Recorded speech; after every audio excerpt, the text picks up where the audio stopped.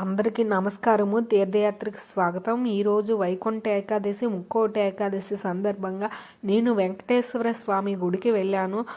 వెంకటేశ్వర స్వామి దర్శనం అయితే చాలా బాగా జరిగింది.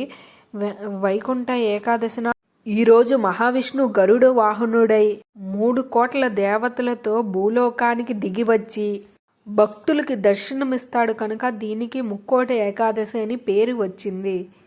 ఈ ఒక్క ఏకాదశి 3 కోట్ల ఏకాదశితో సమానమైన పవిత్రతను సంతరించుకున్నడం వల్ల దీన్ని ముక్కోటి ఏకాదశి అంటారు.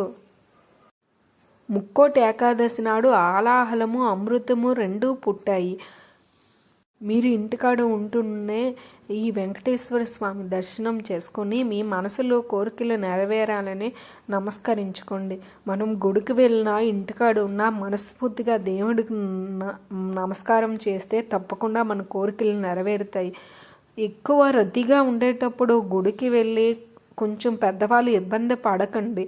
ఇంటికాడ ఉండే పూజ చేసుకొని దండం పెట్టుకొని కోరిన కోరికలు నెరవేరాలి స్వామి అని చల్లగా చూడు తండ్రి, కాపాడు తండ్రి, రక్షించు తండ్రి, తోడుండు తండ్రి, తెలియక కానీ తెలుసు కానీ తప్పులు జరుగుంటే మన్నించు తండ్రి అని దండం పెట్టుకోండి.